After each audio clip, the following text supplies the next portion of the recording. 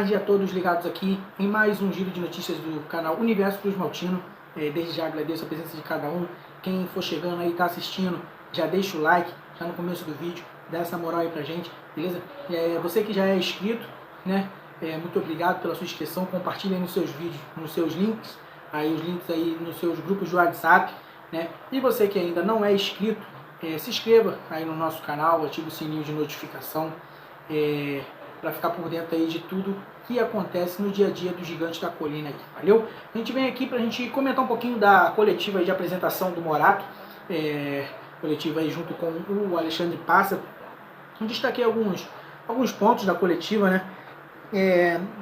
Você está vendo a foto aí de apresentação, o jogador Morato, que vai usar a camisa 10 do Vasco da Gama, né? O jogador aí que na entrevista aí foi bem claro aí que eles são amigos pessoais, né? O Pássaro e o Morato já se conhecem de longa data, né? Muita parte da torcida aí questionando a camisa 10 do Morato, o porquê de usar a camisa 10, e assim a gente tem uma certeza que se alguém esperava um jogador ali de criação, um jogador mais refinado para jogar com essa camisa 10 aí, pode esquecer, Morato que vai vestir a 10, então provavelmente o Vasco descarta a possibilidade de trazer aí algum outro jogador, né, de mais gabarito aí, de mais experiência para assumir essa camisa, né, essa responsabilidade. Então deixa a sua opinião, se você concorda com a decisão de dar a camisa 10 para o Morato. Eu particularmente achei uma exceção, acho que ele poderia usar a 9 que está vaga, ou alguma outra blusa, não sei, outro número, mas a 10 eu acho um pouco demais. Queria saber a opinião de vocês. Destacar também aí, o atacante agradeceu, né, na entrevista coletiva a oportunidade que ele está tendo aí, o convite de chegar no Vasco da Gama, né? Destacou também a escolha pelo Vasco, pela torcida, pelos ídolos, pelos títulos, e a frase aí que ele usou foi: quem não quer jogar no Vasco, né? Na entrevista coletiva o atacante usou essa frase aí para responder uma pergunta do porquê que ele escolheu o Vasco, já que ele teve várias propostas, né? O atacante ainda falou sobre o problema do Pubis, a demora dele pelo acerto. Ele falou que não seria nem lógico, nem legal da parte dele já chegar indo para o departamento médico, por isso ele preferiu se tratar e estar 100% já para chegar com condições de jogo, né? A gente não sabe, mas dificilmente o atacante vai para o jogo contra o Fluminense amanhã, mas para a próxima rodada aí contra o Bangu, tanto ele quanto o Léo Jabá devem estar à disposição do Vasco. A gente vai agora para a parte da entrevista aí do Alexandre Pássaro, diretor executivo de futebol. Logo após a apresentação do Morato, ele respondeu perguntas, né, na coletiva, muitas respostas, né? Destaquei alguns pontos da coletiva dele. Ele deixou aí bem claro que o Vasco busca mais 1 ou 2 reforços ainda para esse momento, né, que ele disse, ainda para o Carioca, né? Para esse momento agora do Carioca, ele busca ainda mais 1 ou 2 reforços para fechar o grupo e segurar um pouco mais para ver qual vai ser a necessidade para aí sim contratar para o brasileiro. Mas a princípio no Carioca ainda deve chegar no máximo mais 2 reforços aí, né? Isso que está sempre de olho no mercado, aquelas respostas de praxe, né, nas perguntas, indagações sobre se está precisando de goleiro, se vai atrás de centroavante, se vai atrás de volante, se vai atrás de lateral, aquelas respostas burocráticas, né? Está de olho no mercado, de olho nas oportunidades, né? E foi perguntado uma das questões de goleiro e ele deixou bem claro que a princípio, nesse primeiro momento, possa ser que para a Série B mude, mas a princípio, nesse primeiro momento, dificilmente o Vasco vai contratar um goleiro agora que confia muito no Lucão, e deixou bem claro na entrevista que se for para apostar em alguém, vai se apostar no Lucão. Se for para trazer um goleiro que seja aposta, vai se apostar em quem já está no Vasco, um goleiro que tem a confiança da diretoria, a confiança da torcida, que tem tudo aí para ser uma revelação gigantesca do Vasco aí nessa temporada e durante a carreira aí, né?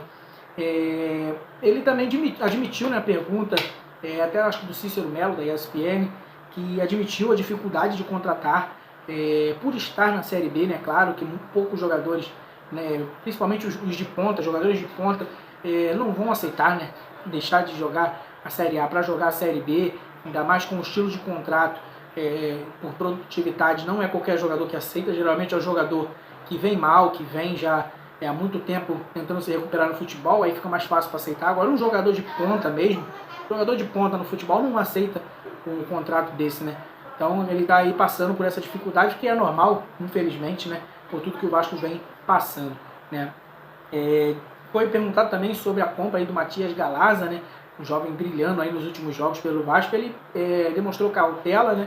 Disse que a opção de compra tem até janeiro, né, de 2022 para ser aí, né, efetivada. E ele pediu calma, pediu tranquilidade, que vai fazer tudo com cautela, até porque exercer a opção de compra agora seria precipitado, porque não sabe como vai ser o ano, né, do jogador, se vai continuar mantendo o nível, se vai se contundir ou qualquer imprevisto que possa acontecer.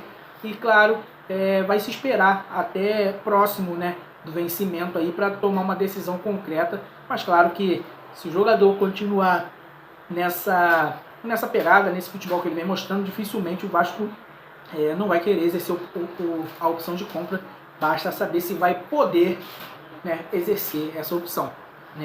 Ele também deixou bem claro numa pergunta aí, não me recordo de quem foi, a pergunta que teve em relação ao Carioca, se o Vasco não se classificasse para as finais, teria algum impacto financeiro. Ele deixou bem claro que não teria impacto algum, tanto no planejamento, tanto nas finanças do clube, até porque todos nós sabemos que o Campeonato Carioca é um campeonato desprestigiado, um campeonato que financeiramente não rende nada, um campeonato que perdeu toda a graça, todo o glamour que tinha, considerado o campeonato mais charmoso do Brasil.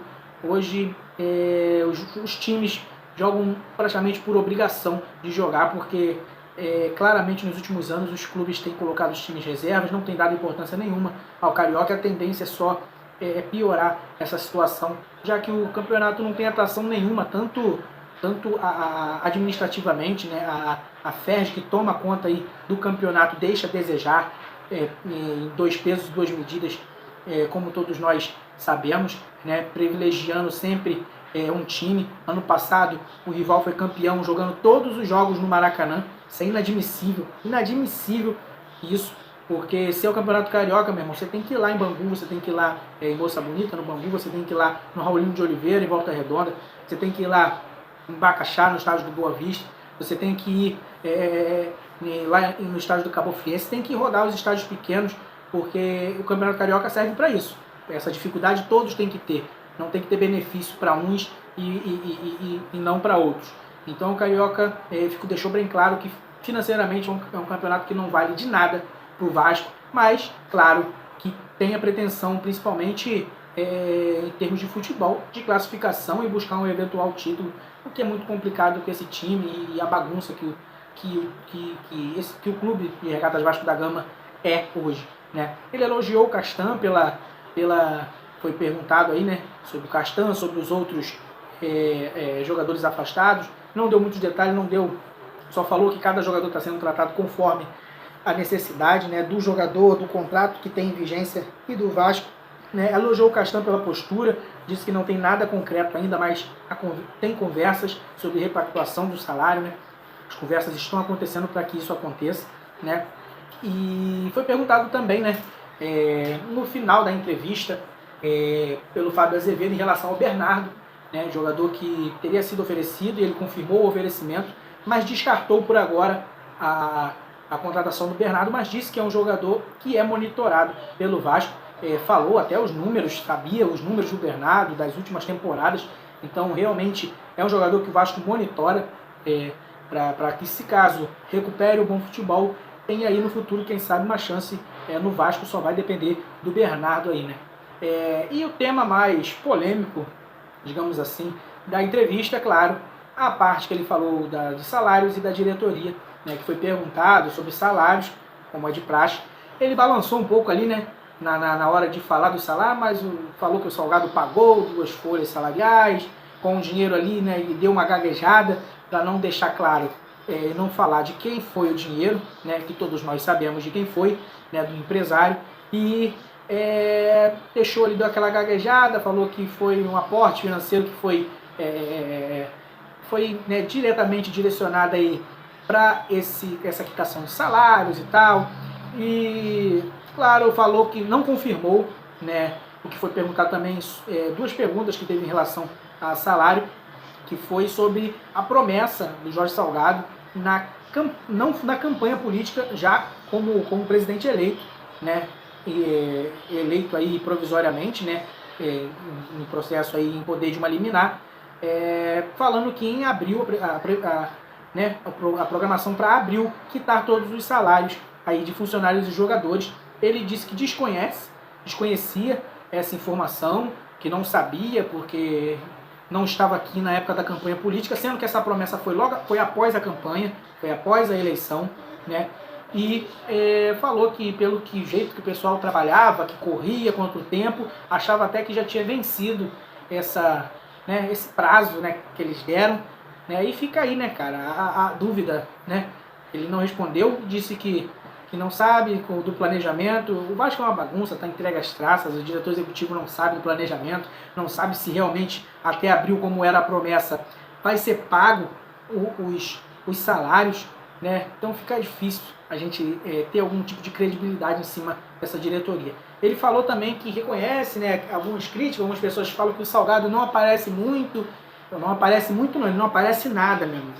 Depois que ele foi eleito, entre aspas, né, que tomou posse, foi apossado, né, aí na marra, ele apareceu na posse, na Lagoa, na entrevista coletiva, na Vasco TV, que são dois compromissos, claro, que ele não podia faltar, obviamente, né, e no canal, né, um canal aí do YouTube, do Atenção Vascaínos, né, onde ele deu uma entrevista lá no canal e foi um desastre, uma catástrofe, não falou nada com nada, deixou bem claro e disse claramente que não tem aporte nenhum, que não tem dinheiro, que não buscou parceiro, que não buscou recurso. E depois disso, meu amigo, sumiu, nunca mais se ouviu falar de Jorge Salgado, não sabe nem se ele está por aqui, né? Pássaro disse que semanalmente tem uma reunião, segunda-feira de manhã, sempre com ele, né? Não disse se a reunião é presencial ou se é por videoconferência, não sabemos, né? Mas disse que toda segunda-feira de manhã fala com ele, mas é muito pouco. O Pássaro é gerente executivo do Vasco, ele está no clube todos os dias o Pássaro está no clube trabalhando de manhã até a noite, e só vê o presidente do Vasco às segundas-feiras de manhã. O que esse presidente faz a semana toda? Onde está Jorge Salgado? Está tratando do quê? O que na vida dele é mais importante? Se ele falou que se desligou de empresa, de família, de tudo para cuidar do Vasco, para se doar ao Vasco, o que ele faz a semana inteira que só às segunda de manhã ele está em reunião no Vasco? O presidente tem que estar dentro do clube 24 horas, tem que saber de tudo, tem que saber até qual o horário que trocaram o saco de lixo da lixeira. O presidente tem que estar à frente do clube, ele que manda. Como que deixa o clube a Deus dará, vai lá uma vez na semana. E o Pássaro ainda falou, não, mas não foi nem noticiado, quando ele não está, noticiam, mas quando ele está, não noticiam como ele estava no jogo com a gente em Xerém. Mais do que obrigação, onde já se viu um presidente não ir junto com a delegação no jogo. Estranho seria se ele não tivesse ido. Inadmissível se ele não tivesse ido. Ele tem que estar todo jogo. Ele tem que viver 24 horas o Vasco. Se é isso que ele escolheu, se forçou a entrada para isso, ele tem que estar lá. 24 horas por dia, tomando conta do que é feito com o dinheiro do Vasco, do que é feito com o patrimônio do clube. Mas pelo jeito e pelas atitudes, cada dia mais se comprova que ele não está nem aí o que acontece no Vasco. Já tirou os 8 milhões dele, né? É complicado. Vamos falar um pouquinho do jogo, né? Amanhã, Vasco Fluminense. Vasco que entra amanhã pela 7ª rodada do Carioca. Vasco Fluminense, clássico aí do Rio de Janeiro. Vasco que vai ter o retorno, como a gente falou no vídeo mais cedo, né?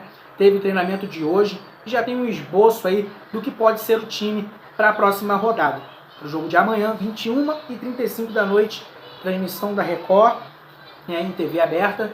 E jogo importante, muito importante, um clássico. O Vasco precisa da vitória para se recuperar no Carioca, para dar confiança.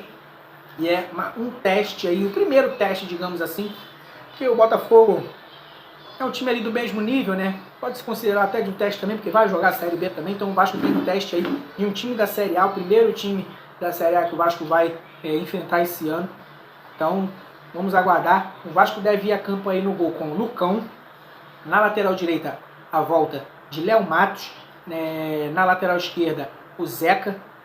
Na dupla de zaga, Leandro Castan, retornando aí também desde a pancada no rosto, e Ricardo Graça aí retornando também, que foi poupado na última partida. No meio campo, a permanência de Bruno Gomes como primeiro volante, Matias Galaza ao lado dele, o paraguaio, que vem aí de 2 jogos seguidos, 2 gols, né? Marquinhos Gabriel e Carlinhos mantidos aí a dupla de meio campo. A dúvida Thales Magno foi poupado no último jogo, não se sabe se volta como titular. A tendência é que Gabriel Peck comece esse jogo aí, dê continuidade ao bom futebol que vem jogando, ao lado de Germancano no ataque aí do Vasco, a esperança de gols aí para o clássico carioca. A gente fica por aqui, qualquer informação a gente vai trazer aqui para vocês, né? Ativa o sininho de notificação aí para você ficar por dentro dos vídeos que a gente subir aqui no canal. E qualquer notícia a gente traz também em primeira mão nas nossas redes sociais, então segue lá a gente no Instagram, no Twitter e no Facebook, valeu? Para ficar por dentro de todos os vídeos. Desde já, lembrando, para que você que chegou até aqui não é inscrito, se inscreve no canal, dá essa moral pra gente, custa nada, um segundinho, só um clique, você já se inscreve no canal e ajuda muito a gente, valeu? Ficando por aqui, amanhã a gente volta aí com as notícias no decorrer aí da noite, alguma coisa, movimentação que acontecer diferente.